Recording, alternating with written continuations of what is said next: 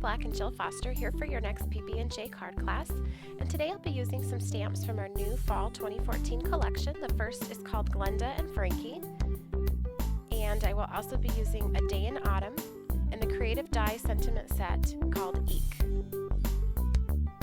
Here's a look at the tags that I'll be creating today, and this is the one that you will be seeing created on the video.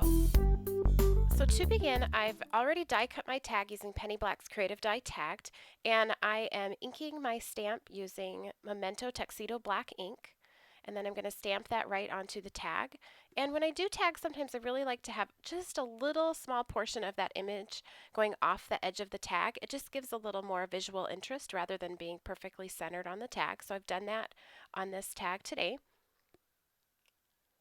And then I'm going to be coloring this using a mixture of Copic markers and Shinhan Art Touch Twin markers. They're both alcohol ink markers that allow for lots of fun blending and effects. And I'm just going to speed things up here while I color. My technique is typically to color with the darkest color first and then add my blending using the lighter color. But you'll see sometimes I add the lighter color first too. There's no right or wrong way to do it. It's just kind of how things work out or if I'm testing colors. And I find this, sometimes I just really want to color. It's almost like relaxing for me. So a lot of times I'll do, like I've done here, is stamp my tag. Sometimes I'll even stamp several tags. And then I will just have them ready to go and I can color whenever I feel like it. So I'm just going to speed things up here and you can watch me color.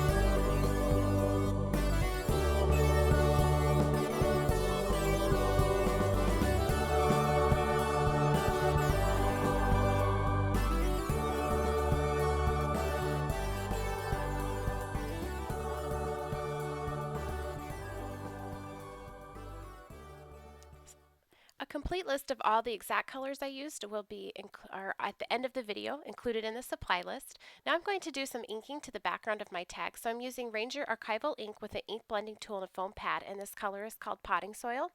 I started with a light layer, and then I decided at the end to go back and darken that up, but for now it's pretty light. This next color is Dandelion. I'm starting off of the edge and working my way on with a pretty light pressure so that I don't get any edges where that stops. I want it to fade out into the white, and then I can go back and darken up the very closest to the edge of the tag by going back and adding more layers of color.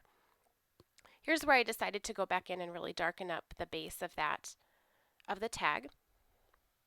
And then I wanted to add some texture to that. So this is actually another penny black stamp called Warm Wishes. It's part of a Christmas set, but it's really great for any season or any background. I've inked it with that same Potting Soil ink, and then I'm going to stamp it onto the bottom portion of the tag.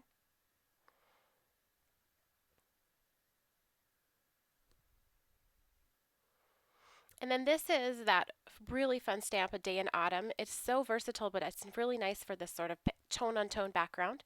So I'm inking this with the Dandelion ink. That's the same one that I inked the background with.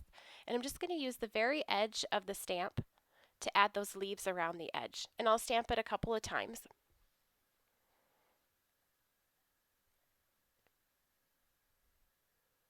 Now I wanted to ground that image just a little bit more, so I'm coloring with a distress marker. This is the color of Walnut Stain. Sorry for my head there, hiding things a bit.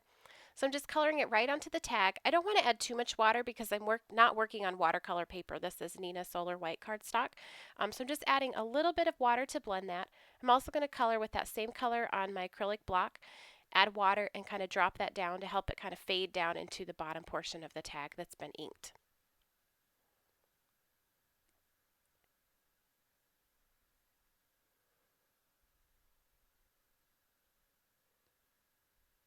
And then to finish off the tag, I just added some twine and also some ribbon to the top. And here's a look at that finished tag. I also added that die cut sentiment to the bottom portion of the tag. Here's another tag using the same techniques. This image is also part of the Glenda and Frankie set, and it was really fun to color and use the same techniques as the one before. For details and more information, visit the Penny Black website, www.pennyblacking.com, and here's a list of all the supplies used.